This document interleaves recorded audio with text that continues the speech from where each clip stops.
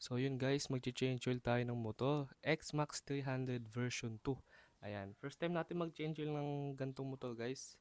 So, tingnan natin anong kakalabasan nito. Sana umandar pa ito mamaya. Sasamahan nyo ko guys. Let's go boy. Ladies and gentlemen, I am Mr. I don't give a damn if you're a Mr. First time niya palang mag-change oil kasi simula nung binili to is hindi pa siya nag-change oil. So, ang tinakbo na ito ngayon is 1,200 plus. So, dapat nung 1,000 change oil na to, dinala ko dun sa kasa. Kaso, madaming tao nung time na yun. And ngayon, ako na lang gagawa na ito. So, tara guys, samahan niyo ako. So, yun guys, ito yung mga gamit natin. Pakita ko sa inyo yung gagamitin natin pang change oil. Una, gloves.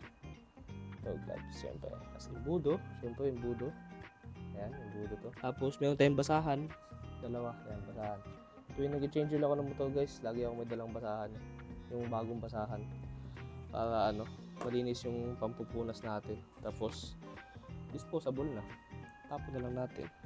Itong oil filter na pang NMAX, ito nabili ko to sa mismong Yamaha. So, dapat talaga, nung nakaraan pa ito mati-change oil. Kaso, hindi ko alam na may ganito pala to.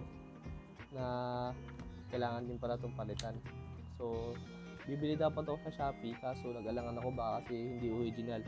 So, pumunta na lang ako sa kasa. Yun, nabili ko to. Yung socket natin, mga socket natin. Ayan. So, hindi ko pa alam anong sukat na ito guys. Titingnan natin mamaya. Last but not the least, itong oil natin. Ang oil na gagamitin natin is Shell Advance Long Ride. Ito guys, hindi tayo sponsor na ito hindi ka tayo sponsor na ito guys. Pero malay mo diba next time may sponsor na tayo. Sana all. Sana all! So ito gagamitin guys, Shell Advance Long Ride. Ito ay 10W40. Ayan, 10W40 siya guys. Kasi since nakalagay dun sa manual na 10W40 yung ilalagay. Since ito din naman yung nilalagay natin sa Honda Click natin na dalawa. So yes, Shell tayo guys. Ito guys, nabili ko to sa Shopee sa mismong page ng Shell. Sa mismong store ng Shell. Pero pwede yun din itong bilhin sa gasolinahan para mas authentic talaga. So kasi madami nagbibenta ng ganitong mga peke guys eh. So ingat-ingat lang tayo. So sa mga small CC naman pwede lang yung yung Shell Advance na pang scooter.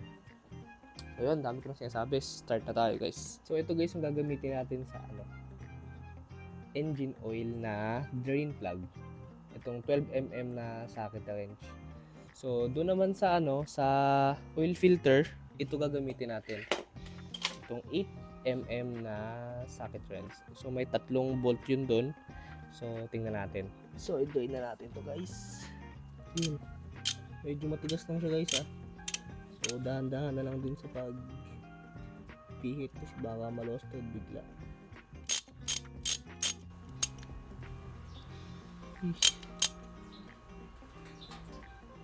Yun. Ang ihi So sakto lang siya guys, hindi pa siya sobrang itim. So ingatan nyo guys kasi may may washer to dito, baka mahulog dyan, baka masama. So ingatan nyo lang din to guys.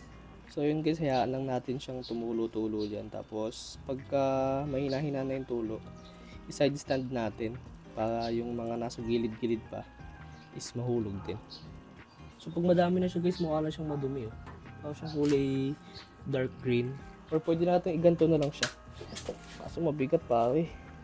Hindi, kaya naman pala. Dahan-dahan lang kasi baka bigla tayong matumbahan na itong motor. So, maganda guys, ganito yung yung pangsala nyo ng ng langis para walang matapon sa sahig. Or kung meron man kayong mga magagandang salaan, comment down below, diba? Para share tayo dito ng malulupitang mga technique. So, ang next naman natin guys is ito naman, itong nasa oil filter. Tanggalin muna natin itong tatlong bolt na to. So, hindi naman siya katigasan guys. Kaya hindi nyo na kailangan pwersahin. Huwag nyo na din gamitan ng impact wrench. Ayan, nakita nyo, tumutulo na guys.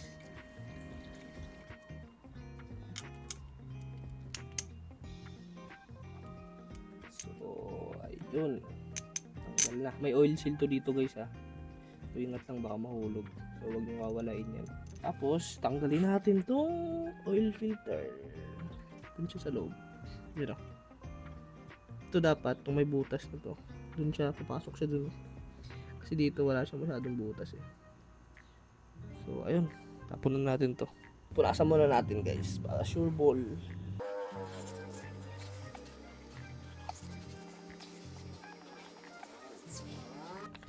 So, ayun guys, babalik na natin. Tatakpan na natin. Kung anong huling tinanggal natin, ayun unang ibabalik natin. Ayun. Ayun pala. So, ayun.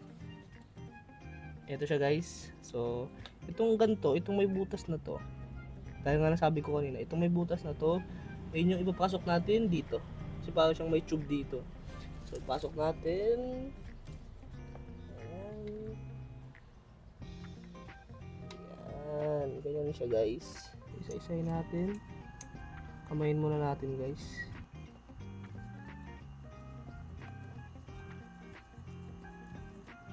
Saka natin gamitan ng socket wrench.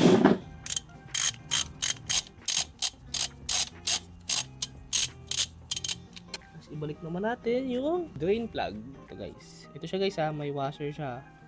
Ito. Huwag niyong kakalimutan to guys. Huwag niyong iwawala. So ibalik natin. Itin ko. Kamay ulit muna para safe lang. Tamang higpit lang. Pag naramdaman nyo ng mahigpit na, all goods in a hood na yun. So yun guys, nabalik na natin yung drain plug tsaka yung sa oil filter. So ngayon naman is magsasali na tayo ng oil. Itong oil na to. Ayan. So ang gagawin natin dito guys is since 1.5 lang. So syempre isang buo tapos kalahati na ito. Kalahati lang ng isa. Ang problema natin dito is hindi ko alam saan yung kalahati na ito. Gagamitin natin ito ng tansyameter guys. Tansya-tansya lang. So yun guys, open na natin to. Itong pasukan ng oil. So dahan-dahan lang din. Hindi pala, malambot lang pala putik. So, malambot lang siya guys. Ha! Ano kung matigas, takting yan. So ganito lang siya guys. Ganito lang pala takaliit to. Wala palang dipstick to. Kasi hindi din uubra yung dipstick dito. Dahil walang ididip dyan eh. So, ang imbudong gamit natin ay ito. Itong parang torotot na imbudo. Shopee lang din to guys. Ayan.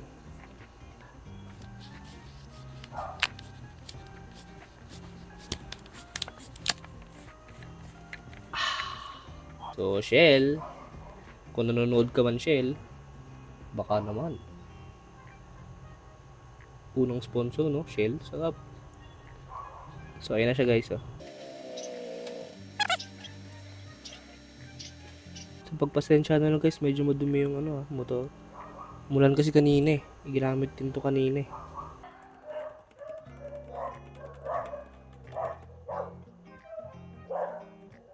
So, gagawin natin ngayon, tansyameter lang. Opya. Pag sumobra to guys, awit. Yun, medyo nakikita pala dito. Medyo. Kailangan dito siya. Oops. Saan ka na, boy? Layo ka pa, layo ka pa.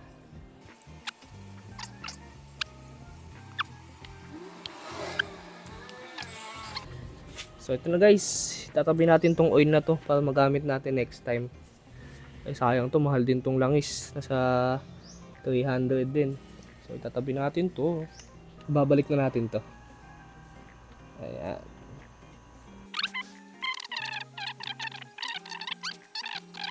Ito na siya. Ayan na yung oil. So, meron na siyang oil. So, paandawin naman natin to guys. Tapos, check natin kung paano natin aalisin yung or i-reset natin yung oil dito. Para sa susunod, mag-i-indicate ulit siya ng change oil na pag overdue na ulit siya. So ngayon naman guys is i-reset natin yung oil na ito. So open muna natin yung motor. Ayan. Ayan siya, yung kilometer niya 1,207. So ayun. Pindutin muna natin to. Tapos punta tayo dito sa settings. Ito lang guys yung pang pindot ito lang. Ayan. Nakapunta na tayo dyan is punta tayo dito. Yan, dito. Pag napindot nyo to, pindutin nyo itong check. Tapos mapupunta kayo dito. Tapos, ayan, hanapin nyo lang yung settings, tapos information, tapos reset. Tapos, itong maintenance reset guys, kung nakikita ito, maintenance reset. Tapos, ayan. Tapos, makikita nyo yung oil dito, click nyo lang to. Ayan. Tapos, ayan, reset. Okay. Yun, zero na ulit siya. So, pag nag 1,000 kilometers to guys ulit, lalabas na ulit yung oil indicator niya dito sa may taas. So, ayun siya guys. Paano ma-reset. Tapos dito sa may baba niya, may V-belt din. So, pag nagpalit na kayo ng belt nyo, no? Pag nagpalit na kayo ng belt nyo guys, ayan, pwede yun siya i-reset dito. So, hindi pa naman tayo nagpapalit. Back muna natin. So, ayun, back lang. Tapos, back. Ayun, ready to go na guys. So, ayun lang guys. Sana meron kayong walang natutunan sa akin.